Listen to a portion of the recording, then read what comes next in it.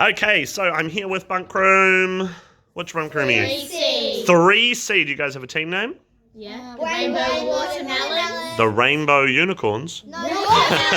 Ah, the Rainbow Watermelons, of course. Oh, I see by your awesome looking logo here, the Rainbow Watermelons. And we've got 2 members missing. Who else is in this group but not here today? Emily and Neve. Emily and Neve Cregaines, is it? Yes. Okay, so Emily and Neve should be there and there. But we'll fill in for them as well as soon as they're not here today. So, Sigrun, first of all, tell me about this game. Where do I start? What do I basically have to do? Oh, well, you basically have to get around and stop at these dots, and it starts here. Yeah, so I have to go around the outside square first. Yeah, And then from when you get here, you go in. Okay. And then this is the finish line. And that's the finish. That's the end, is it? Congratulations, you lived through this. So the objective is to survive. Yeah. So have to survive camp. Is that basically the theme? Murder is our thing. Murder. Oh, I hope there is no murder at camp, you lot. Now, Beth, tell me about some of these squares have red dots on them. Tell me about that. Well, the red dots is if you get to here, you have to stop. If you roll a 5 when you get to from the start, you still have to stop here. Okay, so all right, so it's only 3 squares away, but no matter what, I have to stop at each of the red dot ones. Okay, and what do I do when I get to these red dot ones, Beth? You have to. Everyone has a character card. Oh, character cards. All right, now pause for a minute on the character cards because I'm going to get Isla to explain the character cards. But so, yep, you get to there, you've got your character card, and what will I have to draw? Hint. Oh no, that's a chance. What will I have to do when I get to those places? Well, you have to pick up a chance card, and whatever it says, you need to roll something. Oh, something about this, not quite. M7. Tell me about M7. So, for M7, if you have some stars for motivated, and Yep. you have to roll the dice, and if you have between the stars on your character card and between the number on the dice, you need to roll a 7, and if you do, you get you can pass. So what on does the M next stand round. for? Motivated. Ah, okay. All right. We probably need to understand about the character cards to make that make sense. Isla, show me your character card and tell me about it. So we were allowed to have a total of 15 stars altogether from our 5 smart goals. Can I have a wee look at your smart card just up close? And you have SMART, and you rate yourself on how much, and you can only have 15 stars altogether. So you can't make yourself, you can't be perfect because no one's perfect. So you've given yourself 3 stars for socially adept. You're particularly motivated. 3 for articulate and resilient, and your lowest one is your T for thinker. All right. So let's say you had landed on the walk to camp M7, and you've got 4 stars. What does that mean you need to do to get past the walk to camp? 5 or up. 4 plus 5 is 9. You need to roll a 7. 4 plus what? 4 plus 3. Yeah, so if you roll a 3 on the dice, then you'll make it to the walk on camp because you're particularly motivated. Who's got a lower motivation skill? Well, Maisie's got a 2. Maisie, you've got a 2 for motivated. Yep. Let's have a look at your character card. 2 plus 5. So what would you have to roll to get past the walk to camp? A 5 or up. Yeah, okay, so it'll be slightly more difficult for you for the walk, but then later, one of the other activities might be something to do with your Socially adept. Yeah, socially adept or resilient, because those are your special skills.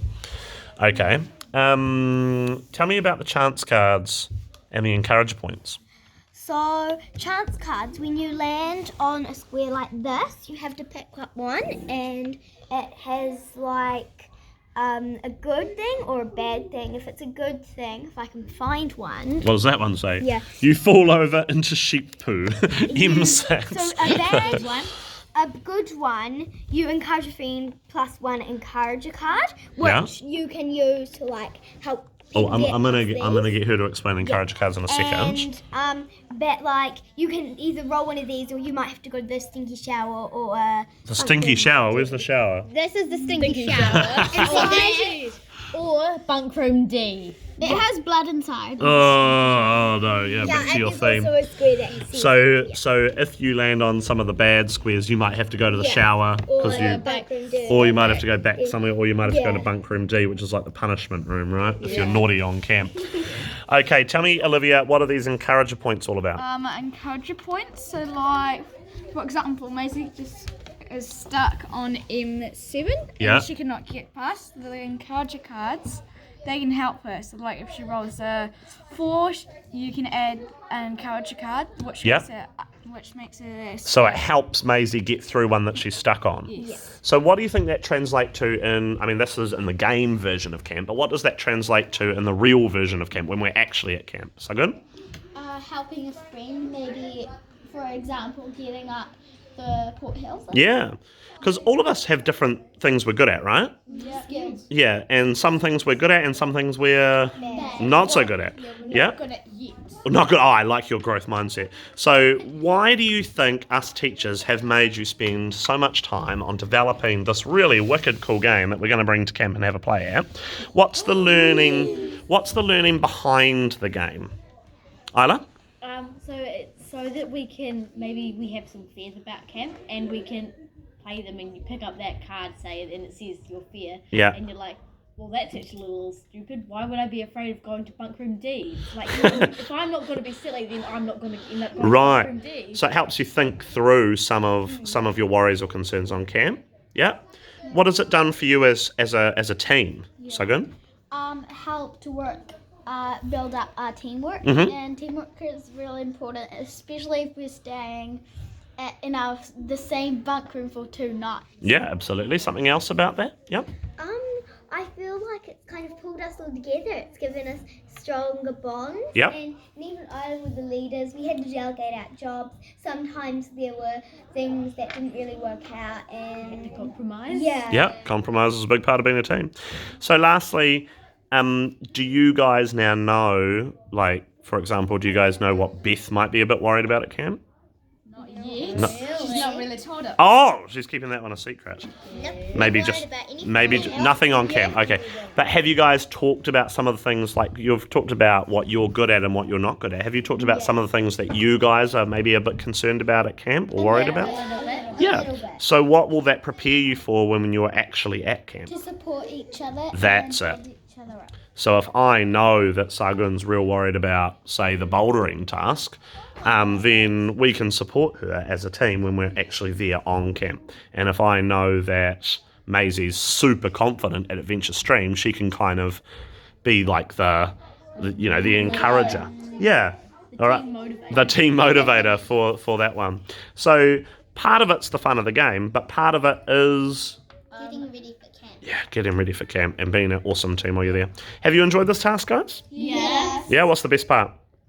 The game. Together. I liked making the campsite thing. You liked making the actual, what it actually looks like. And can I just say, you guys have done a really cool game. Have a look at this, parents. We've got the sweet as fluffy rainbow watermelon. We've got the rock wall. I think I know where all my hot glue has gone because I was missing an entire box of that. I think I've worked it out now. You got a campfire. I love your stinky shower with all sorts of gross stuff. And Bunkroom D. Is there a dead person in Bunkroom D? Oh my gosh. A skeleton. Well, hopefully that won't be you at camp. All right, guys, this has been a fun task. Say bye-bye. Bye. And once again, Bunkroom what? Bunkroom 3. 3 C's. Watermelon. Woohoo! See you later.